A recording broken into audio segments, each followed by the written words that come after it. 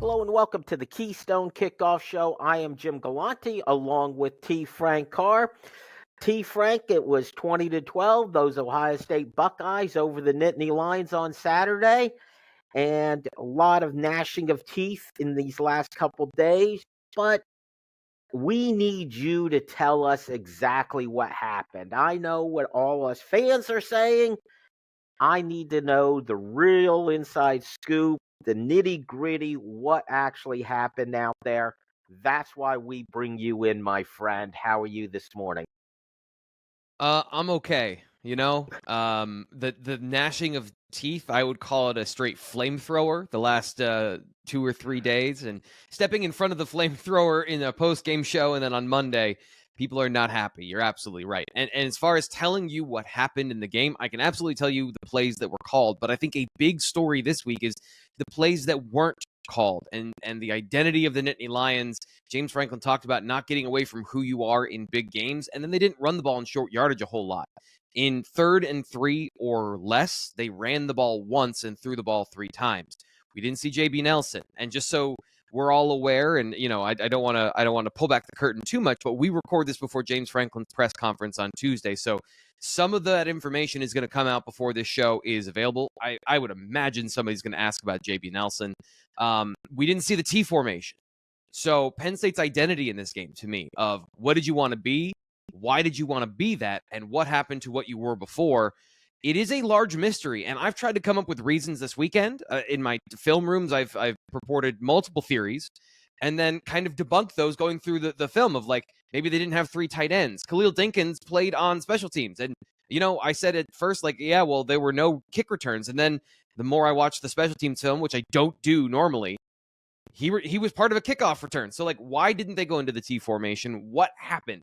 There's a lot of that stuff that we can't answer today, but when it comes to what they did do, we'll break it all down for you today. Okay, I do want to get to that, the play calling, the lack of the T formation, the lack of the tush push, or as our friend Steve from Columbia calls it, the Nittany nudge. So whatever you call it, we didn't see it. But let's start with Drew Allar, where so much of the conversation has been going on. He was 18 of 42, not very good. His road woes continue. The other games where Penn State won, Illinois, Northwestern, it was still not pretty for Drew in those games. So as just a fan watching without any expertise, it didn't look like his mechanics were right. It seemed like he was thrown off the back foot. It seemed like he hurried some of his throws before the receivers had an opportunity to make their break. Bottom line, T. Frank, he looked flustered. Yeah. Yeah, he looked flustered in the game. And so, like, let's just go through those points, I guess, because all of them are a part of the effect of the quarterback. All of them are not the quarterback himself. So you say he's rushing his throws and hitting receivers in the back of the head. That's because he's got free runners barreling down the middle of the pocket on him.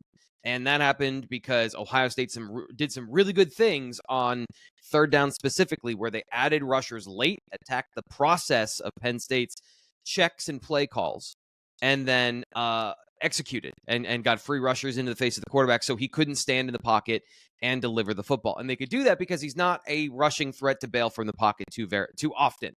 But even out of the gate, I think that this is an area where on the road, it's absolutely fair to say now that Drew Allar plays with game pressure when you snap the football on 15 minutes to go in the first quarter.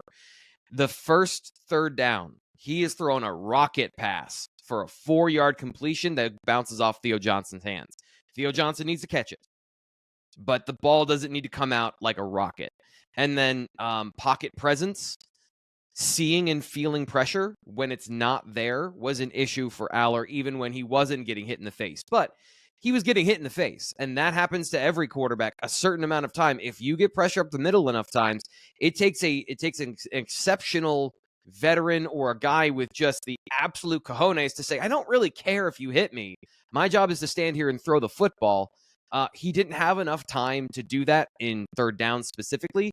But then when you look at some of the other plays, he did have time, but he never really got to the second progression. He never got to the backside of his reads, which in my assessment of this game, coming in, I expected Drew Allar to rise to the occasion. I've seen him do it in the past. I've seen him play calm and poised and find his backside progression and read the full field. It didn't really happen on Saturday. Part of that, again, comes down to the pressure, but part of that comes down to he was a bit of a deer in the headlights. And I think that's a big concern because it's not just that he's a young quarterback.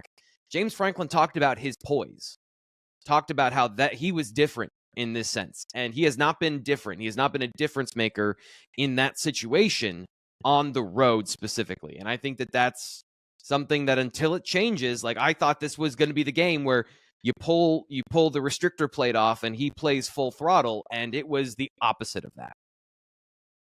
So how do you improve that? Is there anything else other than just he's got to go through it, he's got to experience it more to get better at it, T. Frank?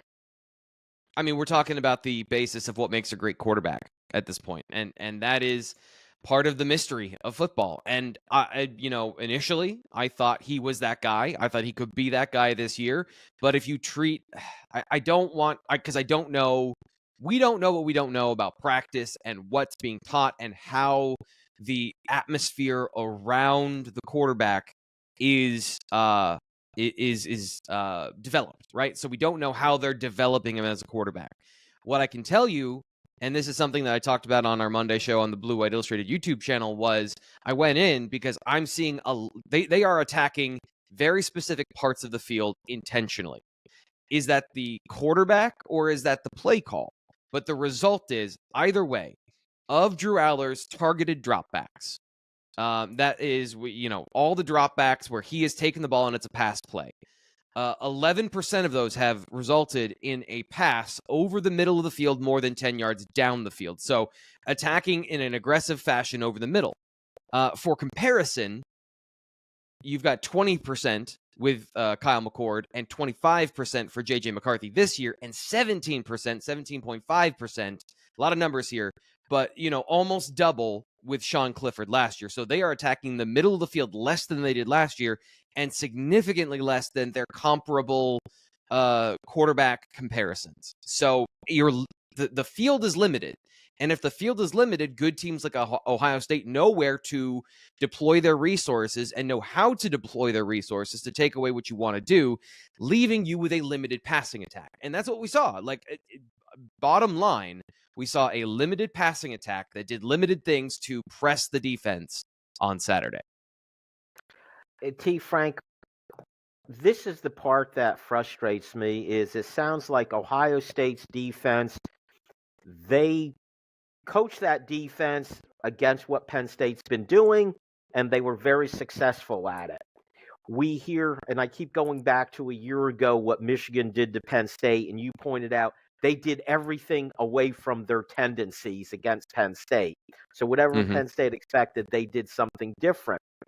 I believe a lot of us folks watching this Penn State team thought we'd see that expansion of the offense against Ohio State. They didn't need to do all those things. They didn't need to throw it over the middle a lot in beating their first 6 opponents.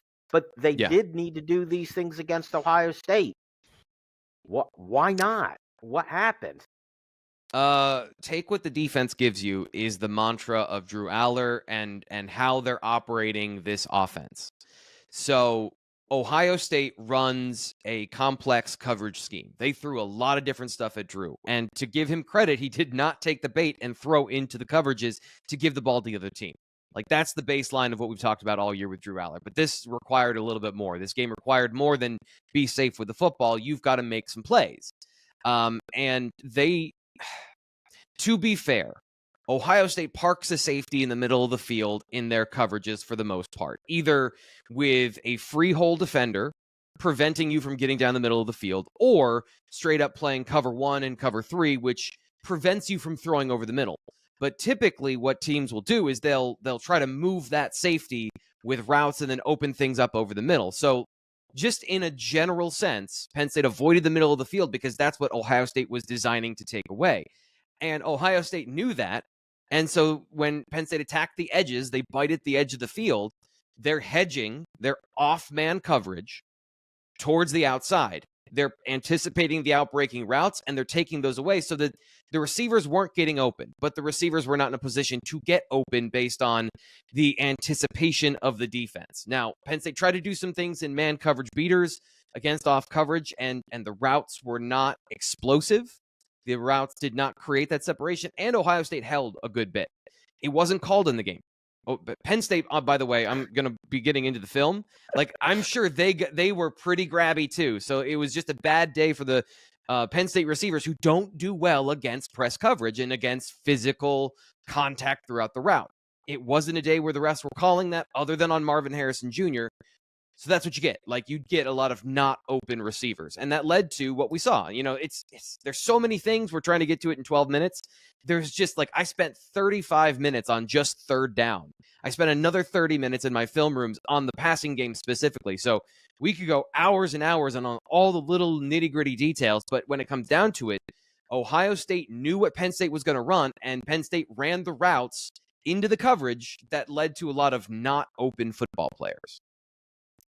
And T. Frank, based on what you just said to me, the conclusion I come to is Ohio State's coaching staff outcoached Penn State's coaching staff. Oh, yeah, okay. I like that. I yes and yes. Okay. It's I'm struggling with this is the thing is like I'm not a coach. I'm not, and people have asked me like on Twitter, like, hey, you want to be the offensive coordinator? It's like, I would do a terrible job. I don't set up game plans. I can only break them down. So I'm giving you the information. This is what I've said all week. If you want to say those things, absolutely, I'll give you the ammunition to make an articulate point. But I'm not going to, accuse anybody of being a bad coach or not knowing what they're doing or being incompetent. And I guess this is what I'm trying to push back up. I'm nervous about this because it's been fire Franklin, fire Mike Yurcich since Saturday afternoon. And like, I don't want to sit here and say, and basically like tacitly support those things, because that's what it's going to get construed as. But the information that you want, as far as if you want to say those things, is absolutely there for you if you want to say those things. And these are the conversation points around that. I will say it then. Now, I'm not one of those fire Franklin. And yes, T. Frank, I've seen 1,000 of those articles. I've seen 1,000 of those comments on message boards. That's not what I want. However, we saw Drew Allar own up. He owned his poor performance. I think the coaching staff needs to do the same thing. We'll talk more about this when we come back for quarter number 2. Hey, it's T. Frank. Do you suffer from sleeplessness, anxiety, stress, maybe chronic pain? If you have any of these symptoms, that makes you like the rest of us. And one of the ways that I deal with that, and I've told you for a long time here on the BWI YouTube channel, is that I struggle to fall asleep and stay asleep at night. And one of the things that's helped me is rogueshop.com and their THC gummies. They are non-habit forming. I've never had a problem with stopping taking them or starting taking them or anything like that. You just take them, and before you go to bed, help you fall asleep, help you stay asleep. When you need to go, shh, brain, calm down. That's what it helps me do. Maybe you have chronic pain, though. They have some salves and some other things infused with THC, something that's been proven to abate pain symptoms. You can go to rogueshop.com and get more information about all of that stuff. Again, I'm just here to tell you about how it's helped me, but if you want the real information about how THC and CBD can help you out, go to rogueshop.com, and when you do, use the promo code BWI. You'll get 10% off your first purchase at rogueshop.com. Again, tell them that T. Frank sent you from the BWI Live Show, and use the promo code BWI so you can get 10% off at rogueshop.com. Hello and welcome back to the Keystone Kickoff Show. It's quarter number 2. He's T. Frank. I'm Jim. We're breaking down the Penn State-Ohio State game. And T. Frank, when we started quarter number 1, you made the statement, it wasn't just what Penn State was calling, it's what they didn't do, what they didn't call. And I want to get into that a little bit with you. You brought up the 3rd and 1 situation, which they had a couple times. And I'll even go specifically the early in the game, 3rd and 1, and they threw the ball. And it looked like they were lining up to go for it on 4th down, burn a timeout, come back and punt. They thought better of it. I really don't understand that at all. If you're thinking about going for it on fourth down, do you not run the ball on third down? Give yourself the 2 tries to get 1 yard, which you got to think you could do within 2 downs, number one. And I guess the other part to it is, if you're throwing the ball on 3rd and 1, did the coaches see something? Did they see something in Ohio State's defensive formation that said, aha, we could successfully pass the ball here? Yes. So that was a cover 0 situation in 3rd and 1. They get a cover 0, an aggressive, no player deep defending against a broken play or a big play. So in those situations, we've seen Penn State check to passes, because if you get a rub route, a legal pick play, you can get a touchdown. And they had a touchdown. They absolutely had it. Now, some things happened differently than they were expecting based on the motion of Theo Johnson. Again, I cover this in my film room on Sunday. We broke down all of the 3rd down plays and what happened in those situations.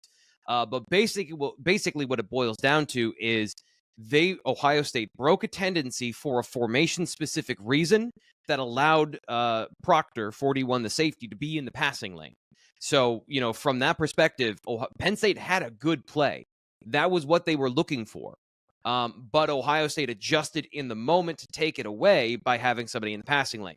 Does Drew Allar need to see that and throw around that guy? It's easier to throw around an unblocked defender when he's coming around the C gap, the outside the tackle. When it's in between the B gap, between the tackle and the guard, you've just got so many more bodies, and you're targeting over the middle of the football field. So he's got to get the ball out now. So that was another one of those schematic adjustments by Ohio State in a high leverage situation to throw something at Penn State they weren't expecting, because they broke a tendency within the game.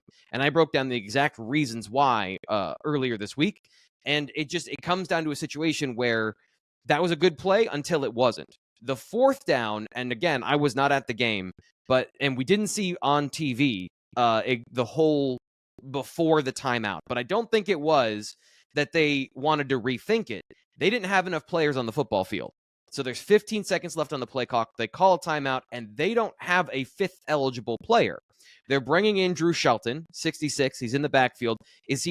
I'm assuming he's going to be a tackle eligible in that situation, which means they're considering going into the T formation, except Katron Allen isn't out on the football field. So I can't say with certainty that they were going to the T formation there, but I know based on context clues, you're bringing in an extra offensive lineman and you don't have a 5th eligible player. There's a miscommunication because they're doing something that we haven't seen them do this year, which is go with that 6 offensive lineman. Somebody wasn't on the field that was supposed to be, is the bottom line, whether it's a tight end or it's a running back. So that's why that 4th down happened. And then you burn a timeout. You've shown your hand, by the way, because you're bringing out that 6 offensive lineman. So the element of surprise is gone. You're playing a defensive battle. James Franklin elects to punt.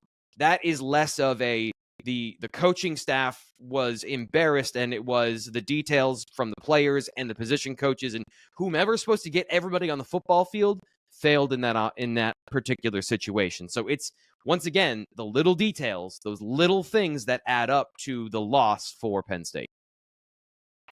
And T. Frank, and I know it's, you analyze the game, you analyze what happened, you feed us the information, let us form our own conclusions. Let me repeat what I heard you say.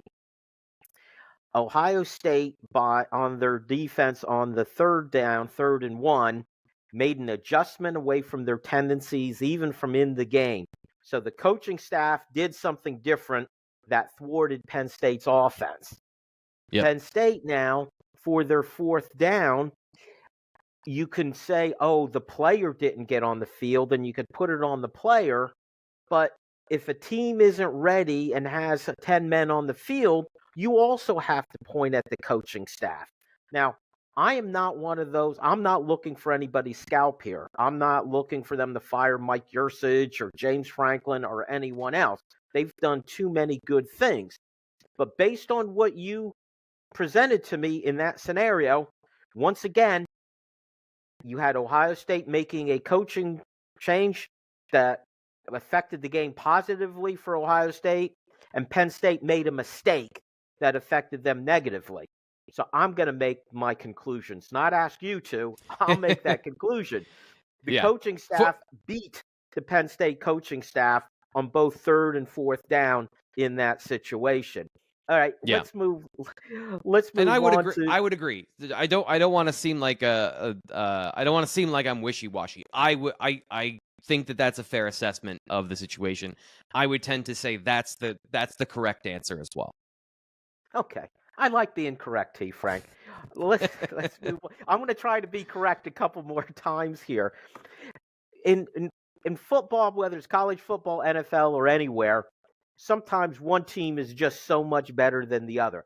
I don't think there's anything Delaware could have done or UMass could have done to beat Penn State. That's a given. But now with Ohio State, Penn State, I think one of the differences this year is Penn State's talent level is on a, if not equal, very close basis. They're in the same league now. And it was described to me, and you've said some of it, the Ohio State defense is doing certain things. Maybe they're beating Penn State's offensive line, but there are always things you can do when you're on equal footing for a team to counteract what they are doing. As you said, they said, oh, we don't have to cover the middle of the field because Penn State doesn't go there. We're putting extra people in the box. We want to stop the running game. Are there not things to counter that? And did Penn State attempt to do those things? It's hard to say because they kind of gave up on the running game in the third quarter. They also went 3 and out for most of the third quarter, so they didn't have enough plays to see what the adjustments were after halftime.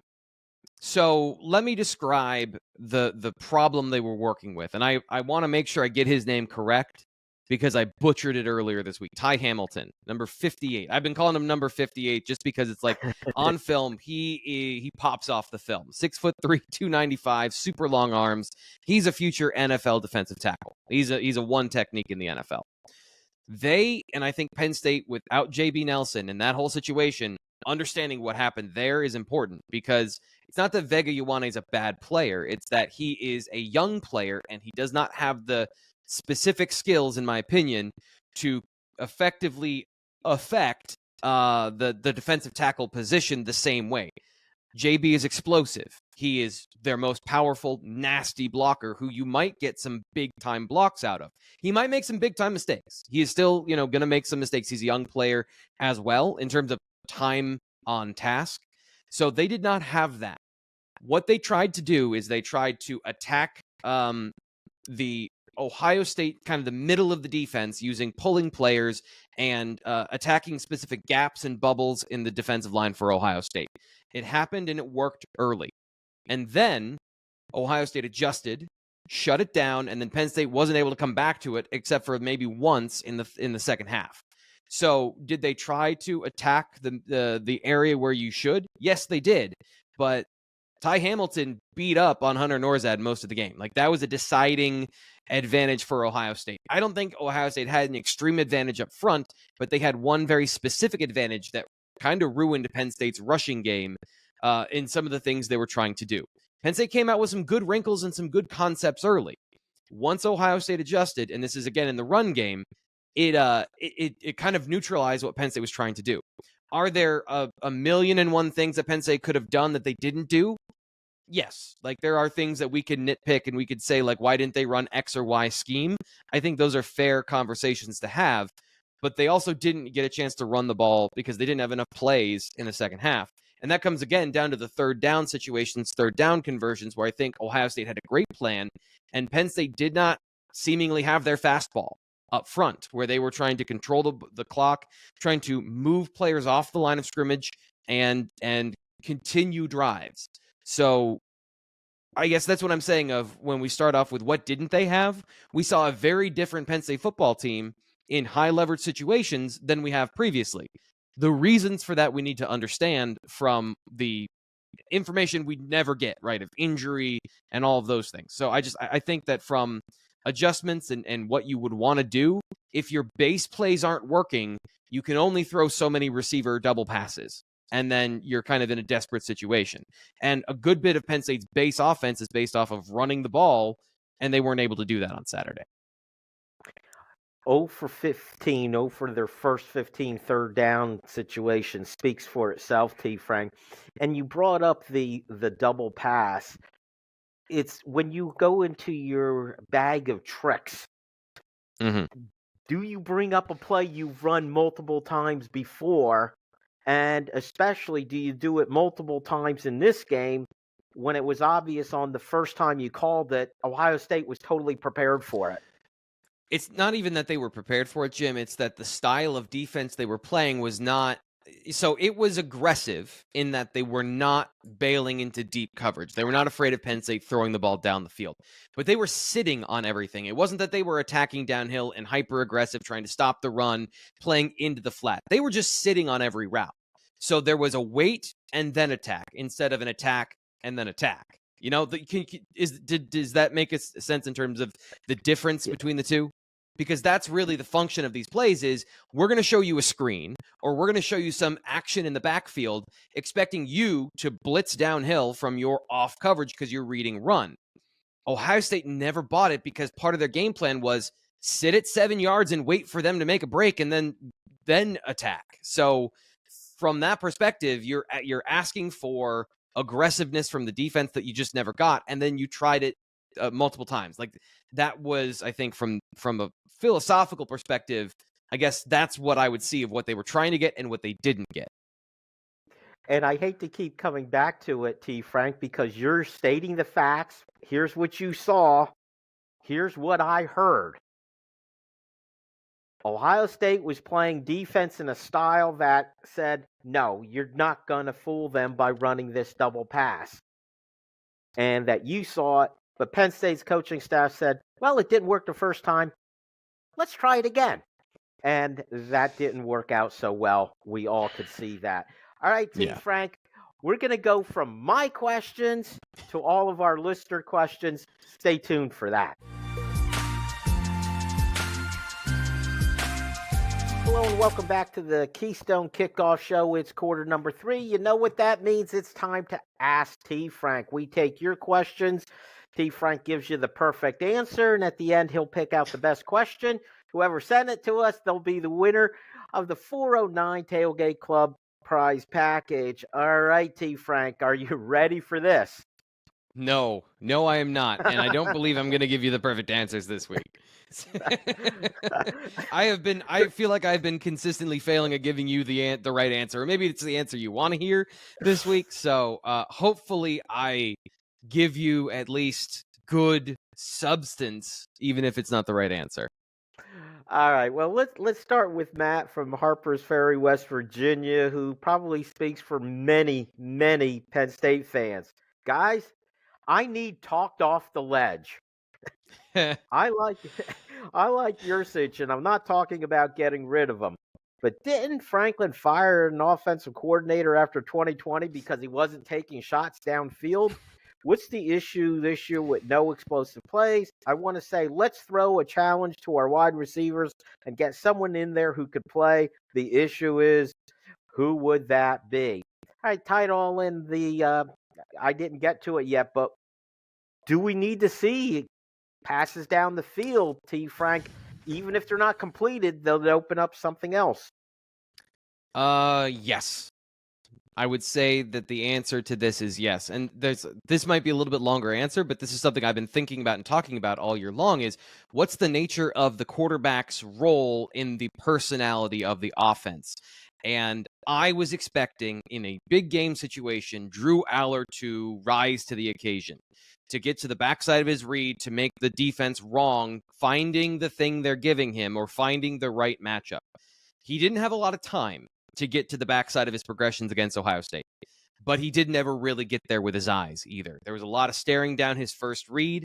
I want to give him credit because sometimes that means cover one and run. You look at your first read, it's not there. I'm just going to take what the available yardage, but he's not an athletic quarterback where, and this is something I'm going to look into, is like against cover one, how many rushing yards does he have versus Sean Clifford, right? And then if you're not getting the passing yards against cover one and you're not getting the rushing yards against cover one, something does have to change, whether that's the quarterback is more aggressive, he runs over steel chamber, whatever it is, like something has to change in the productivity against that particular defense, because that now the book is written off coverage, take away the easy access throws, and then Penn State kind of melts down unless they evolve. And I still think it's within Drew Allar to evolve if he's allowed from a mental perspective to let go a little bit, because protect the football, calculated risks, everything he said, take what the defense gives you. Sometimes the defense is taking things away specifically and giving you things specifically because that's what they want from you. So you're being led to slaughter. And that's kind of what we saw again in the Penn State offense against Ohio State.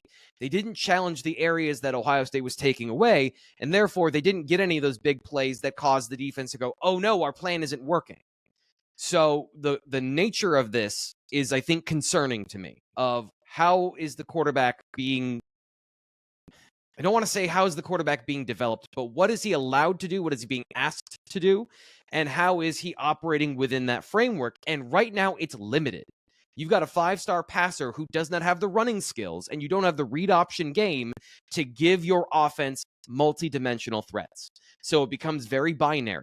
And if he's not allowed, or he is not comfortable throwing the ball over the middle of the field, or throwing it into tighter windows, or trying to make decisions that might get the ball in jeopardy, but he's got the talent to overcome those things, like we're just not seeing any of that stuff. He's being ultra by the book. And I guess I don't know, like, how much, what's the percentage that you're allowed to have him get the latitude to break the rules, because he's not breaking any of the rules, and the defense is now using the rules against him. So Matt, I want to talk you off the ledge, but right now what we've seen from this offense is, what I'm coming back to, is limited. It's just a limited offense because of some of what seem to be invisible guardrails around the passing game. And I don't know, again, I just don't know if that is the coaching staff's, beating it into Drew Allar not to throw the ball into harm's way, and don't you dare ruin this for the defense, or if it's Drew Allar's nature to just be so careful that all of those tools are not as effective. Let's go to another Matt, this one in Appalachian, New York, who says, I'm not saying bench Allar for the rest of the game or season. However, he refuses to fake the handoff and keep the ball on run plays. On run plays without that threat, teams adjust. Why not let Bo try a series or two, or just a couple of plays? Especially when Allar is shook like he was Saturday. Franklin said post-game it wouldn't be fair to Allar. Why is it not fair to the team or the defense? Franklin never gave Levis a chance when Clifford struggled.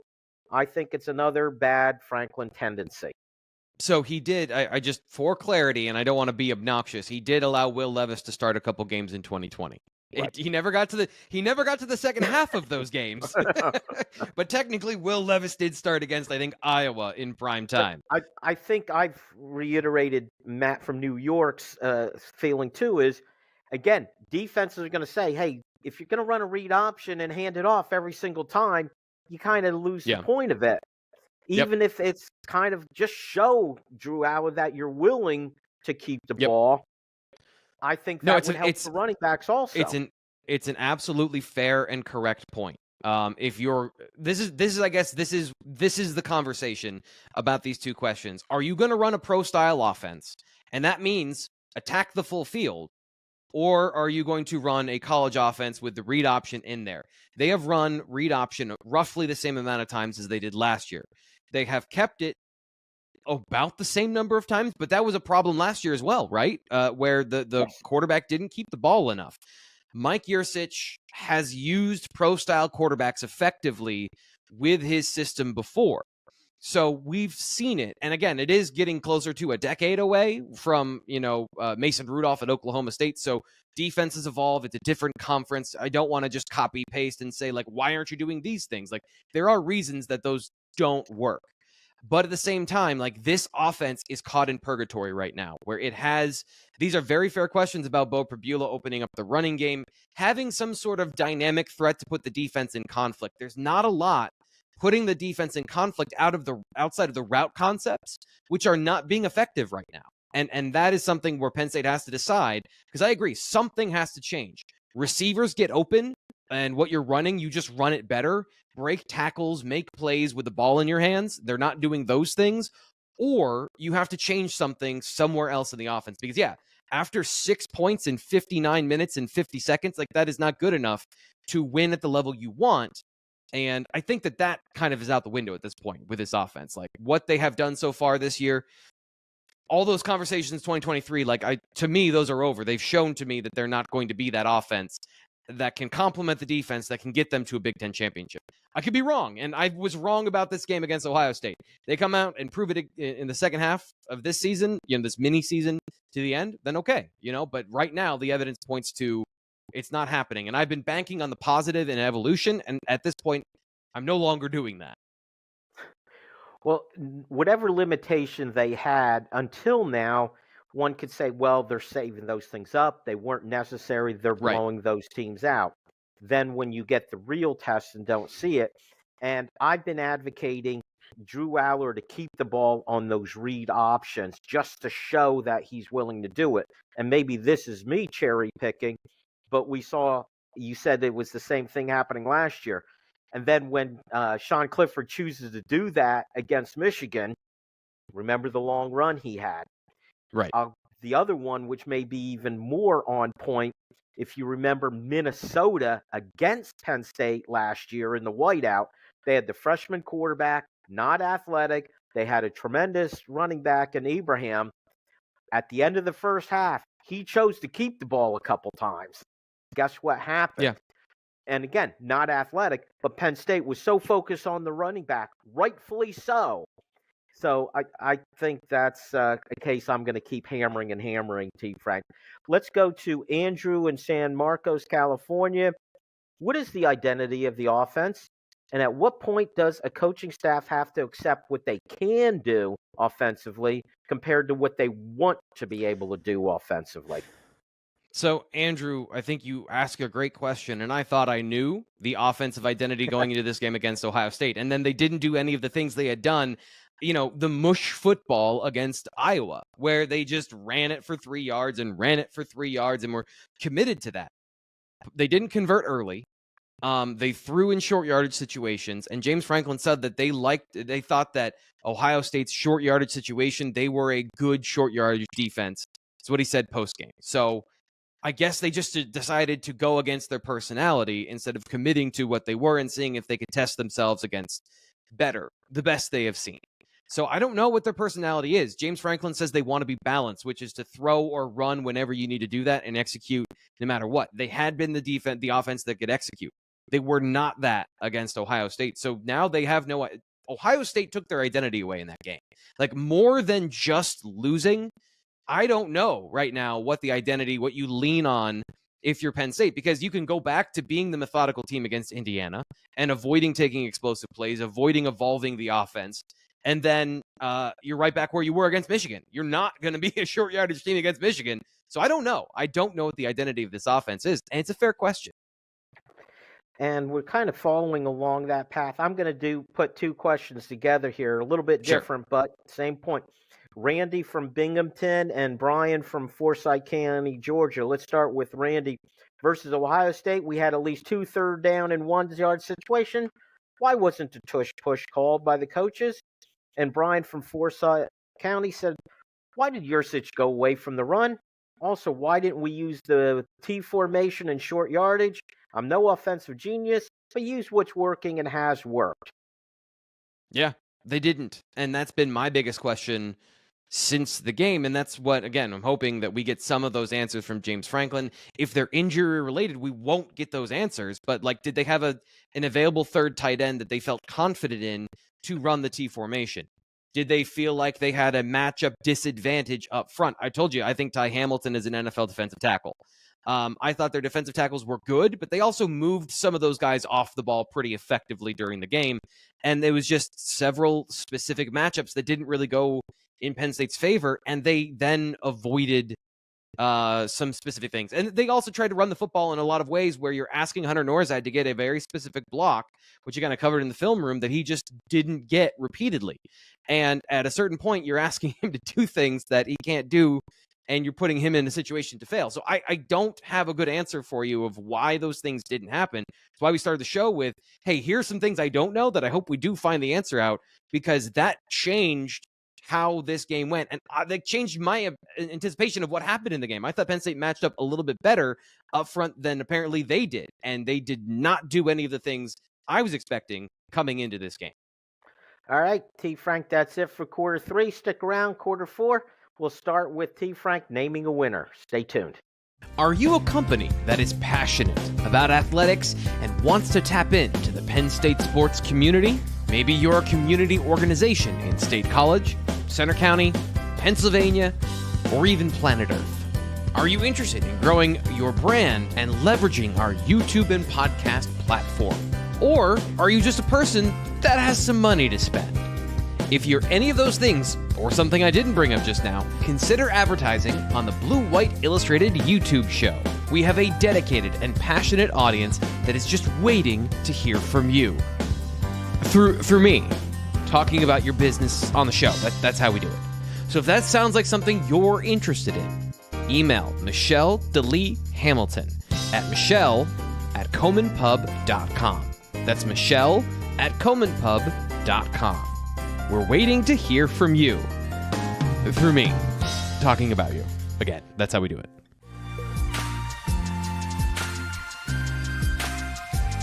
Hello and welcome back to the Keystone Kickoff Show. It is quarter number 4. He's T. Frank. I'm Jim. We are following up on that Penn State-Ohio State game, frustrating as it was.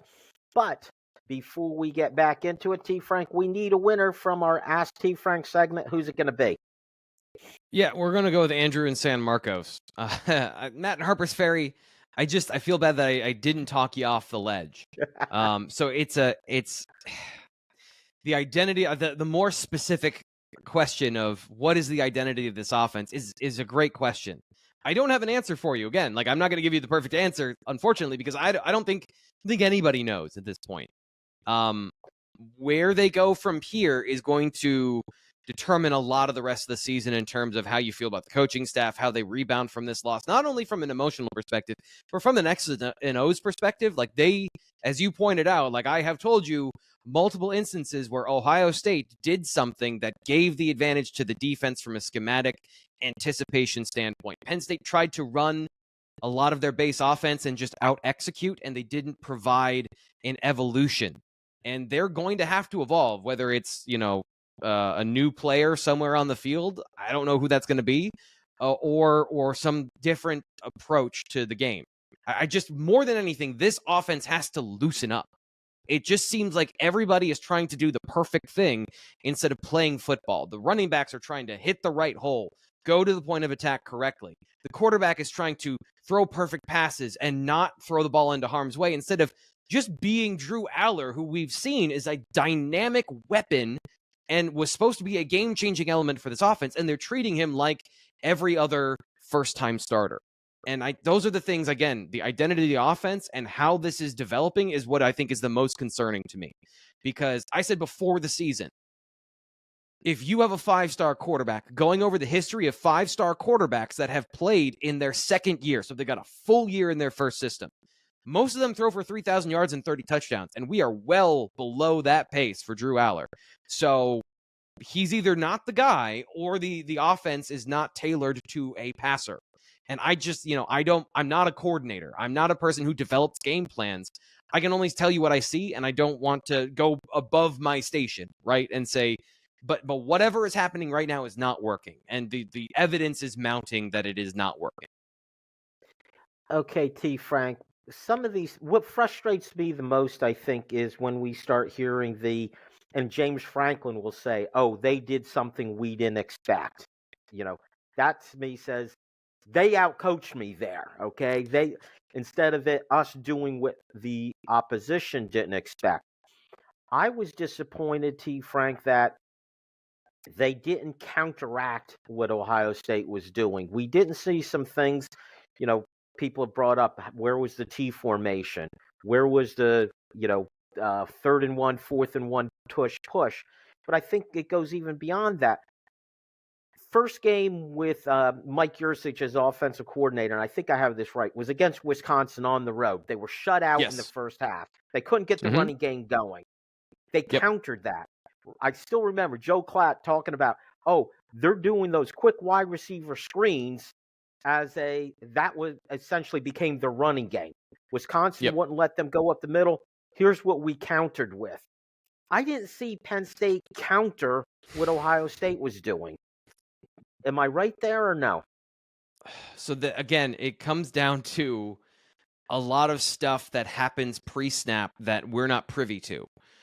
I don't think Sean Clifford was ever allowed to change the play, right? So I don't think that he was able to go from, hey, check to the screen, or if the RPO was built in and they just ran that, right? So there's a lot of I think protection from the truth here in just the process of football. But it seemed like Penn State was running certain plays without an escape hatch. So they're running into bad looks. They're throwing into bad looks because they don't have the ability, whether it's the trust in the quarterback, because he's a first-time starter and we're treating him like a first-time starter, or it's a process standpoint. Ohio State attacked the process, by the way, as much as they attacked the players. So they knew Penn State would check their protection 10, 15 seconds before, and then they would snap the football, right? So Ohio State added blitzers in late, like right before the snap, and they timed it really well, and they showed something after Penn State had set the protection. That's not anything that Drew Allar is doing. That is attacking literally the process of Penn State's offensive play calling. So I here's another thing I don't know, and I keep telling you things I don't know. Mike Yurcich in the booth, making these adjustments through Danny O'Brien. There's no headset, right? So you can't talk directly to the quarterback to make these changes at the line of scrimmage. Is that a part of the telephone play calling, changing the play? I don't know.